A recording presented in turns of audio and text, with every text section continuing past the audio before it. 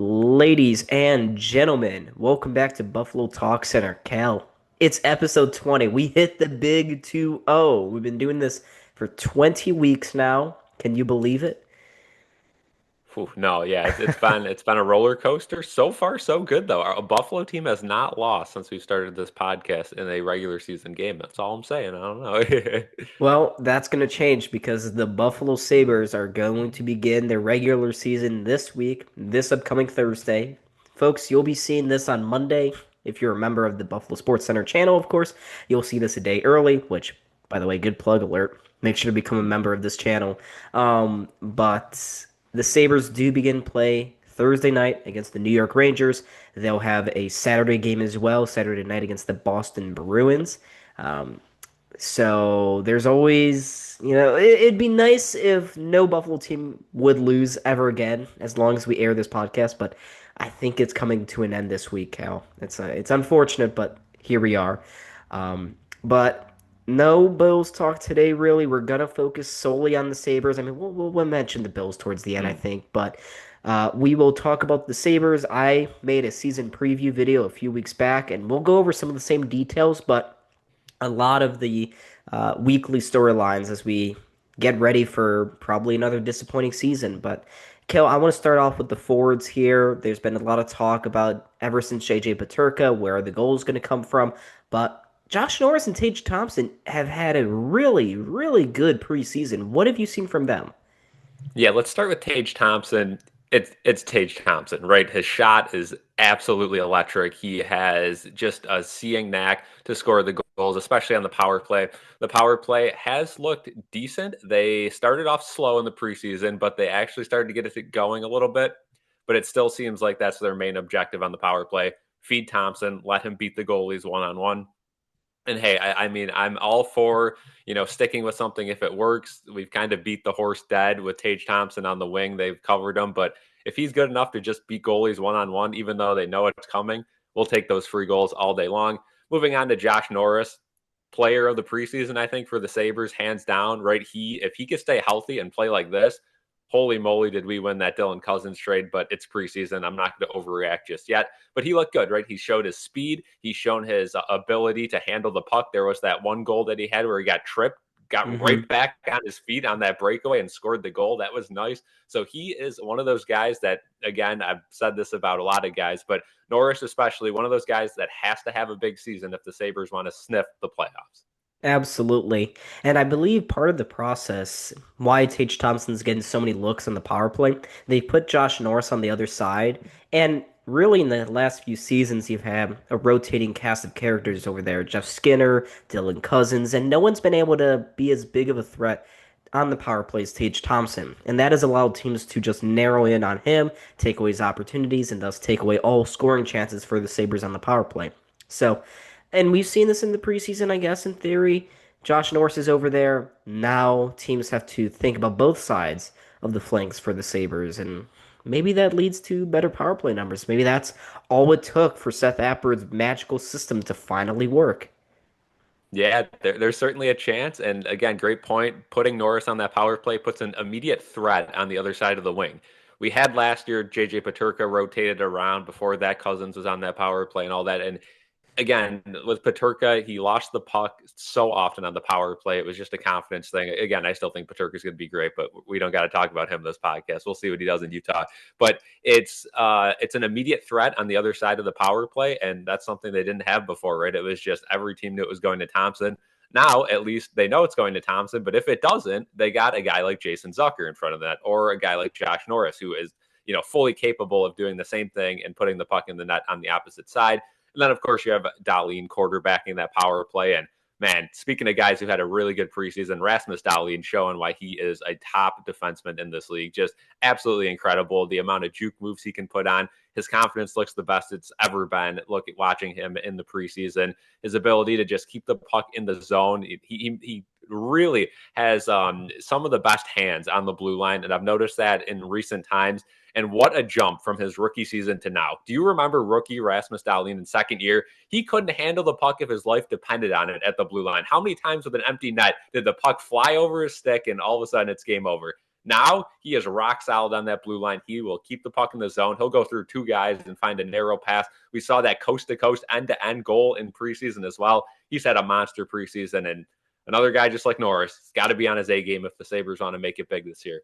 Well, Cal, I was going to jump back to an earlier point. I don't have to remember rookie season Rasmus Dahlin. I just have to watch present day Owen Power, and you Yep. have virtually the same thing, which gives you hope that maybe this is the year Owen Power takes that big jump forward that Dahlin took. Because imagine if you have Dahlin, who should be a Norris candidate this year. That's been the big bold take of the offseason for the national media looking at the Buffalo Sabres. It's not the Sabres making the playoffs. It's Dahlin finally jumping in and being top five or top three in the Norris vote.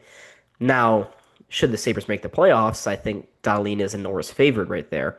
But he is, like you said, looked fantastic here in the preseason.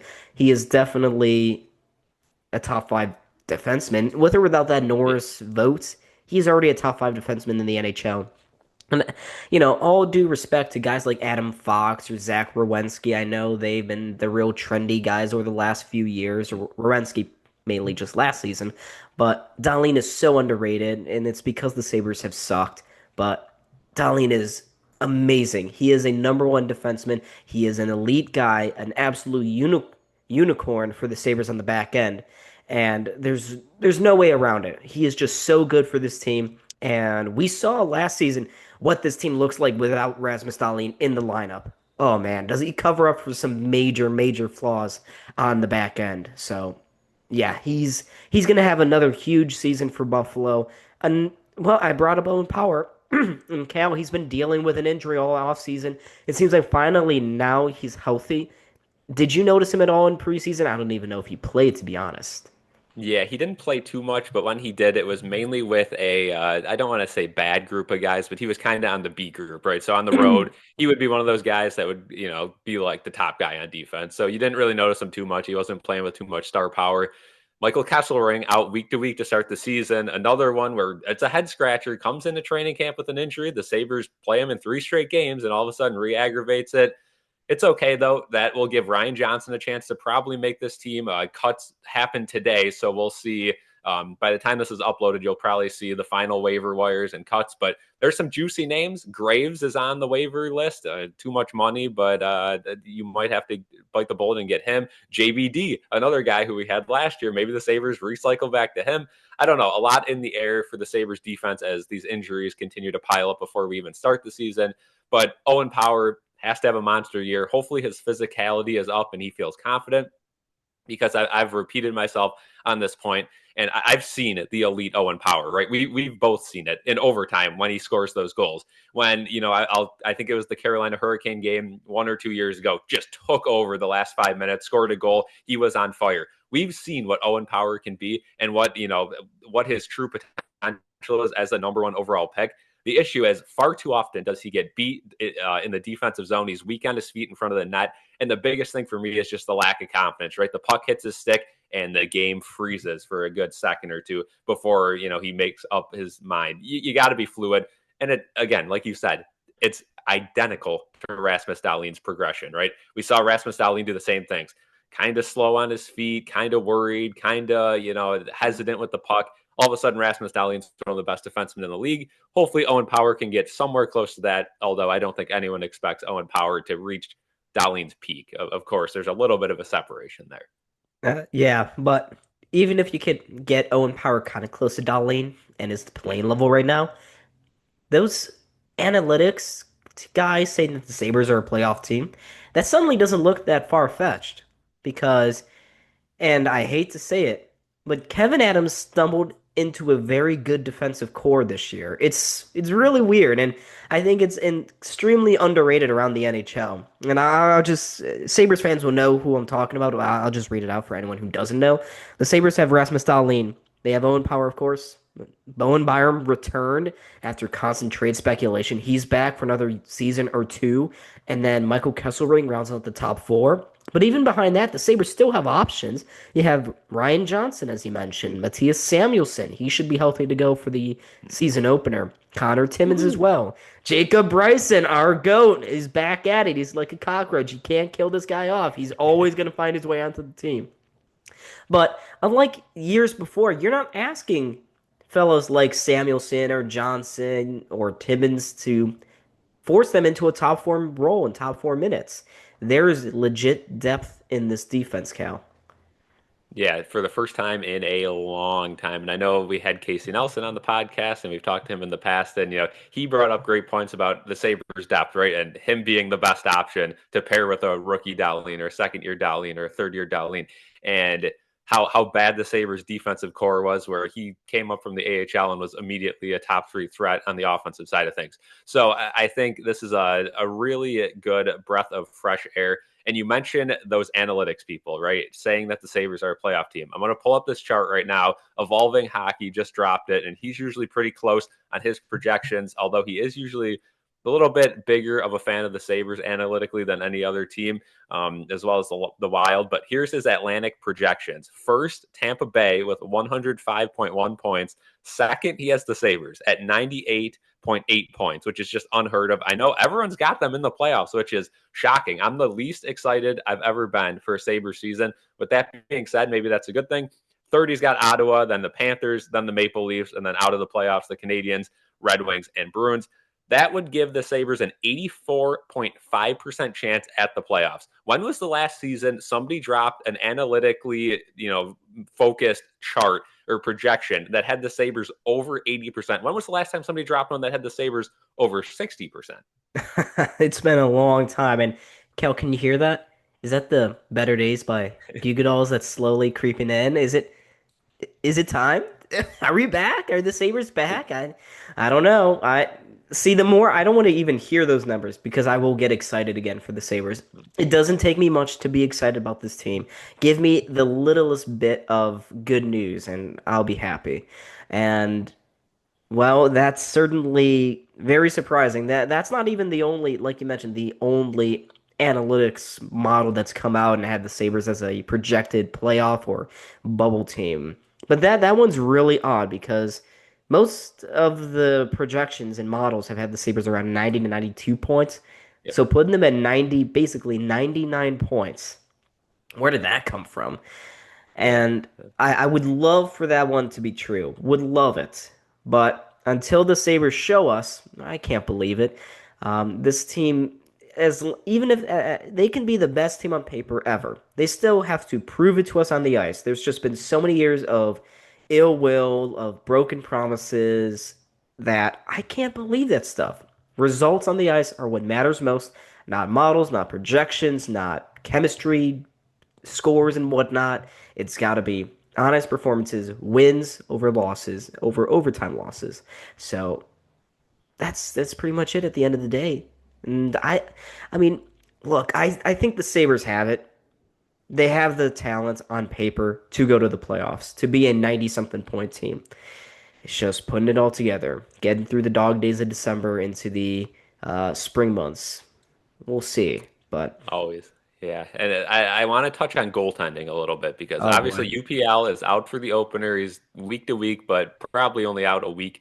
With that being said, that leaves Alex Lyon as our starter, which he's looked okay. I'm willing to give him a chance. Devin Levi has already been assigned to the Amherst, which leaves Alexander Georgiev as our backup. And in the first preseason game, he looked good. I'll give him credit. The rest of the preseason, he looked atrocious. In that overtime goal, he was way out of his net. Crosby scored 9 seconds in. The team overall just collapsed those last two preseason games against Pittsburgh. I don't care; it's preseason. I'm not going to harp on it. But Georgiev looked really bad. So that leaves us into the question: if UPL maybe his injury is a little bit longer than we think, do the Sabres go out and get a goalie in these next couple of days to back up, or do they stick with Georgiev? Georgiev probably going to get a start unless UPL is able to come back for game 3 or 4. What would you rather do? Do you think the Sabres should go out and try to find someone, maybe make a trade? I know that sounds crazy because their goaltending depth is crazy. I'm personally, just thinking, why not just bring Devin Levi back up, right? Give him a start because he's still your future number one, right? It's kind of make or break for him. He's got to have a big year in the Amerks or else it might be time to trade him away for something. But if UPL looks good this year and you need a backup. Is it time to just ride with Devin Levi? I know we have this conversation every year. It's three goalies, three goalies, three goalies, and you just cannot keep wasting spots on the roster for goalies when both of your backups suck. What's the solution here? I know there isn't one, but There's not a great solution. Luukkonen hopefully is only out a week. Same with Kessel Ring. Neither of their injuries sounded too severe from what Lindy Ruff was talking about. It's just they would miss the season opener. I think you got to ride with Alex Lyon. You cannot put Alexander Georgiev in the net. Like he said, he has been really bad. He is a goalie that kills this team. And the Sabres, if they want to get back to the postseason, they need saves from the guys in the back, all right? And Georgiev is just another. He's not good. There's no eloquent way to put it. I'm sure he's a nice guy and he's tried to bounce back. I'm still confused about why the Sabres didn't just sign him to a PTO and instead gave him a 1 year deal. Because it's not like he's going to go to Rochester, right? yeah, You're the, right now he's slotted when fully healthy, he would be the AHL backup goalie. But with that being said, right now he's the backup. Obviously, skipped Devin Levi because right now they have Devin Levi locked as the AHL starter, and that's where they want him to be. So no matter what, they're not going to bring him up and swap him for Georgiev. But it makes you think, like, how bad was Levi in training camp and in the offseason for them to just immediately write him off this year, right? Like, you bring in a guy like Lyon, you bring in a guy like Georgiev, and Levi's just the odd man out, it seems, immediately. So that makes me a little bit concerned for him. I know he's still, goalies take forever to develop. I get it. But man, it's going to be tough. Alex Lyon, we've seen the highs and the lows of his career, and we've seen them playing against him. We've seen both sides playing against him, right? I think we scored 7 on him the one game, and then he also cost us a playoff spot in that fun season where we just missed by 1 point. But we've seen both sides of him. I think we should be fine if UPL is able to come back. But even saying so, UPL still has not proved himself either. Yeah, and I want to go back to the Devin Levi point. It's not the fact that he just was terrible in training camp. That's not at all what happened. What happened is the Sabres just don't want to rush him anymore. It's Yeah. like, hey, we will let him percolate and do his thing in Rochester, let him continue to develop, not give him that added distraction of, oh, the NHL's right there. Now, the Sabres are finally, and I think correctly, making the decision that Devin Levi, if he wants to come and stay with the big boys here in Buffalo, he's going to have to earn it. The last couple times he's come up, it's been through either injury or the Sabres stupidly running 3 goaltenders. But to be honest, Devin Levi has not earned a right to be an NHL goalie. He hasn't really proven anything in Buffalo. In fact, he's been pretty atrocious. In Rochester, he's been very solid, but didn't have a great post playoffs, Calder Cup playoffs there. So Devin Levi, I think, let him sit there for another year. Don't even give him that distraction of, oh, Buffalo's just right around the corner. That's why you bring in a guy like Georgiev. But it's so confusing because Georgiev is not going to accept being the backup in Rochester. He's been an NHLer his entire career thus far, and I think for the Sabres, they're not going to want to take away games from Devin Levi down in the minors. So again, where does that leave Georgiev? Where does that leave the Sabres? Does that if Georgiev and well, whenever Luukkonen comes back and is fully healthy, do the Sabres just terminate his contract or find a trade for him? It's Yeah. because you're not going to carry 3 goalies again. That just cannot happen for this team. That's stupid. It's idiotic. It's not an option, not a feasible option here. Yeah, again, I'm getting chills thinking of the Eric Comrie 3 goalie trio that they ran for 2 seasons, and Reimer, Craig Anderson. They just continue to do the same sort of stuff. But I want to go back to those charts, and everyone's got the Sabres somehow in the playoffs. But from a local standpoint, Sabres fans are not excited whatsoever. If you go out and ask Sabres fans on the street, which I'll be doing 2 of the first 3 games, we're vlogging the games. I'm going to be there live. Of course, we're streaming every game, but I'll have to stream pregame on one of them. But we are going to be getting opinions on the streets. And I want to see what people think. Because if you go on social media, if you go to our DMs, certainly, if you go to comment sections on Sabres pages, people are not excited. People are not happy. People are anticipating another year of the drought. What is making these analytics people so high on the Sabres? Is it just because they've revamped the bottom 6 again, made them a little bit tougher? The defense, when Kesselring is healthy, is much better.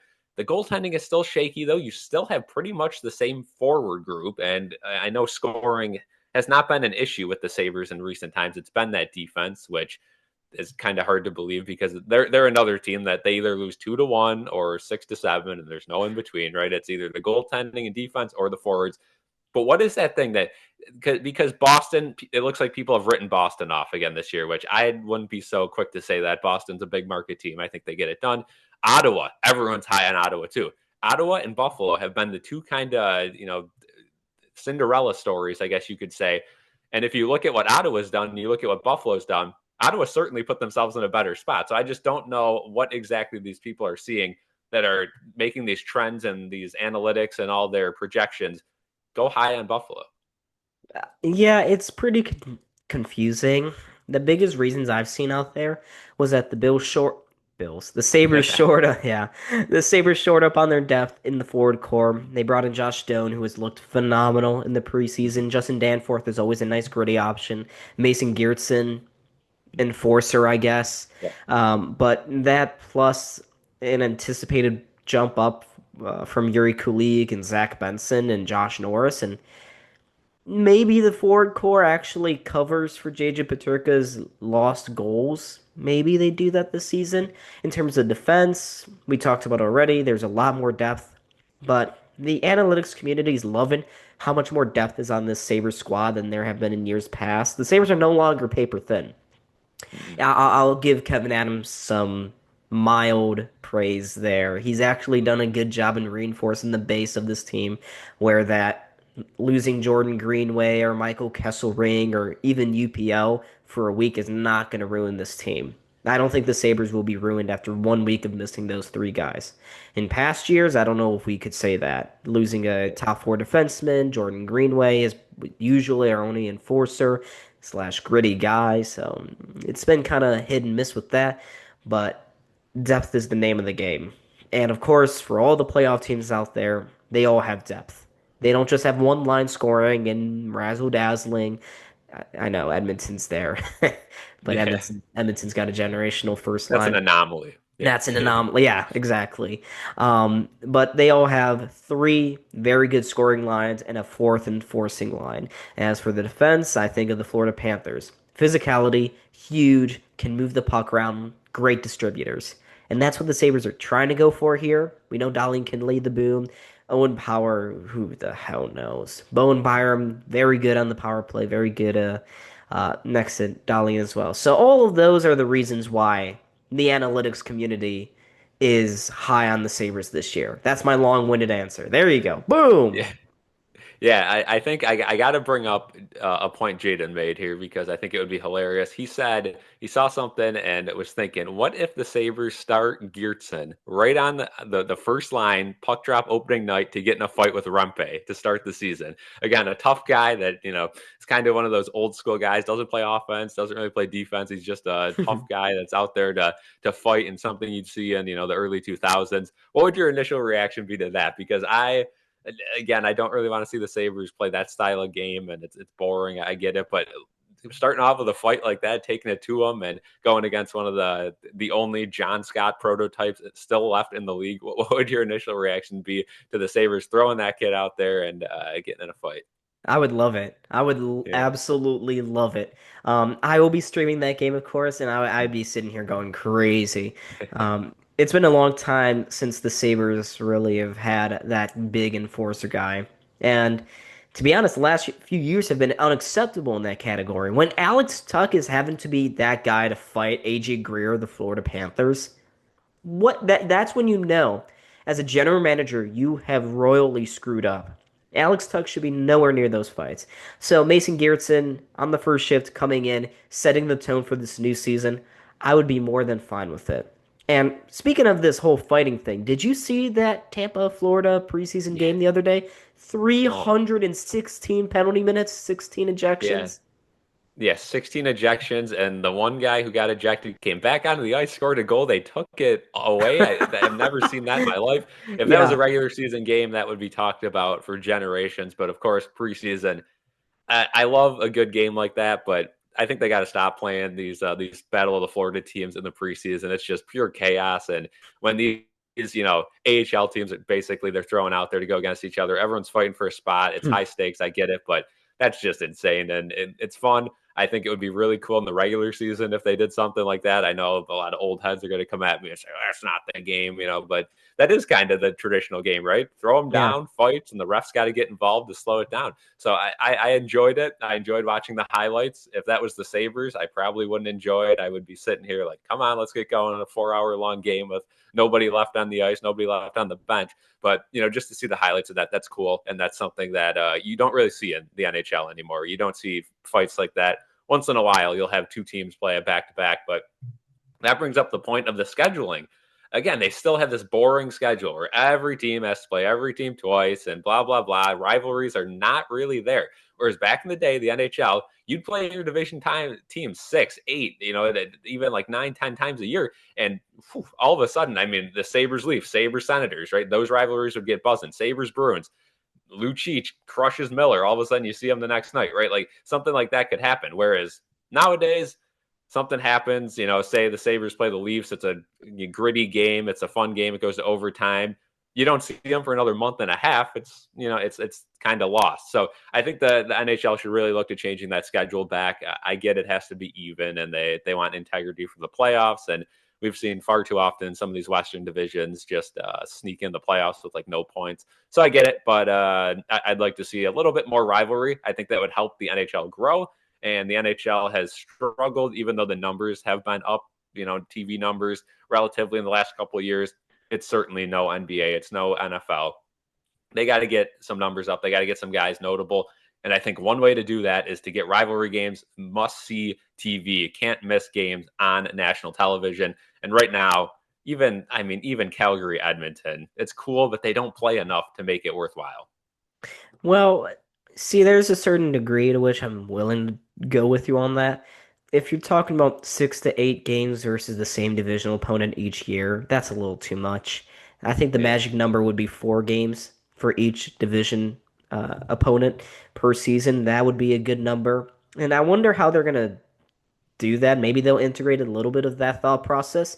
Because remember, folks, after this year, this is the final season where each team will only be playing 82 games. Mhm. Starting next season, the 2026-27 season, each team will get 84 games. They will lose 2 preseason. The season will start a week sooner. It's great. It's fantastic. But I wonder if those extra 2 games maybe gives the NHL a little more flexibility to do something of what you were referring to, speaking towards.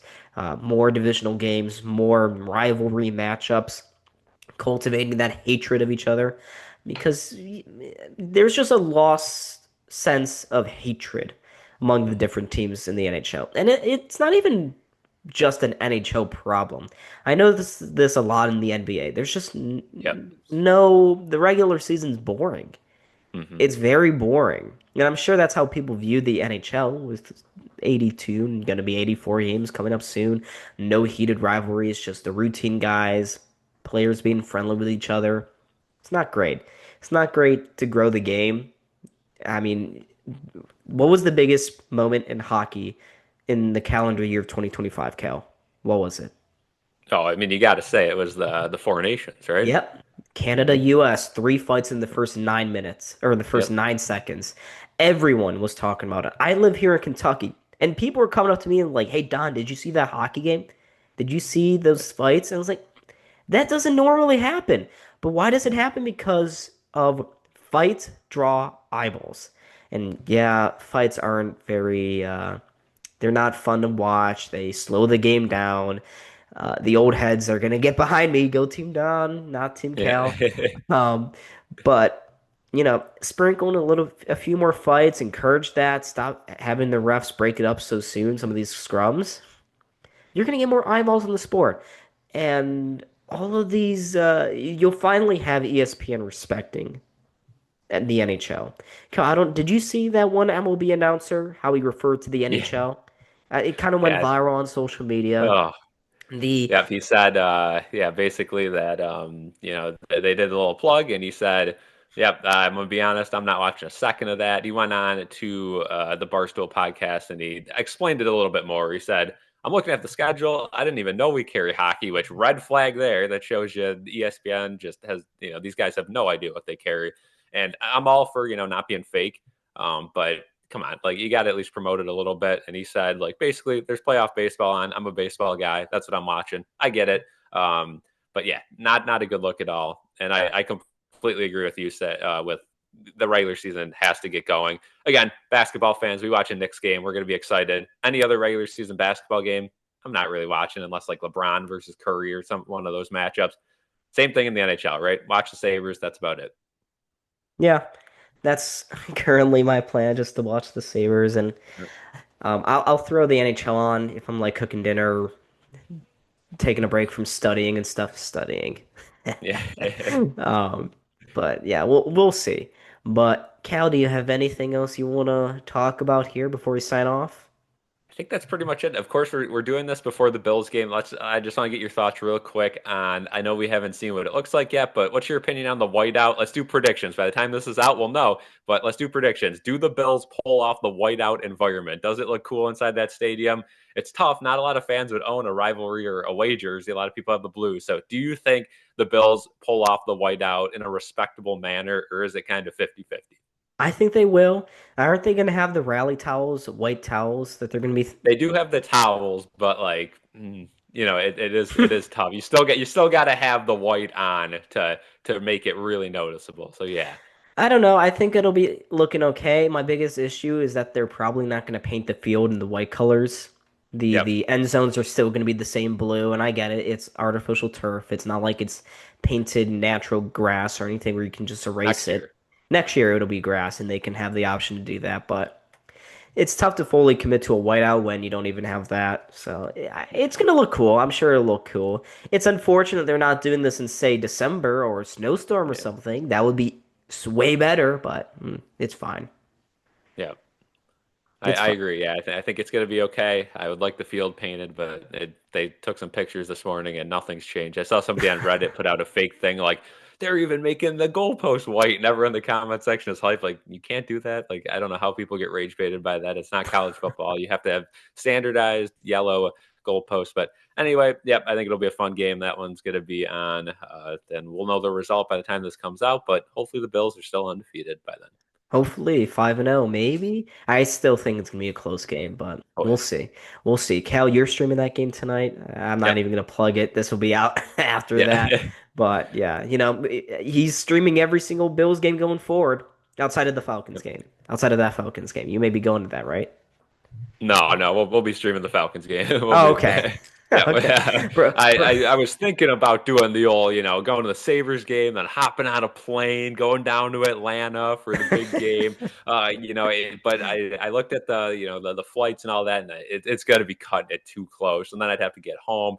I mean, we're talking the matter of seconds to make it to the stadium. So I decided to go against that, of course, and yeah. But Okay. we'll be bringing Sabres flags. We'll have two of them coming out in recent times. I figured get them out of the way now. So if the Sabres are eliminated by Thanksgiving like they usually are, we don't have to worry about those. But hopefully the analytics people are right. Hopefully they are. Go Sabres and go Bills. All right. Thank you so much, folks, for watching this 20th episode of Buffalo Talk Center. I am Don. This is Cal. Buffalo Sports Center. Make sure to like and subscribe. Follow us on Instagram. Join the Discord. All of those links are down in the description box below. Thanks for watching and see you next week.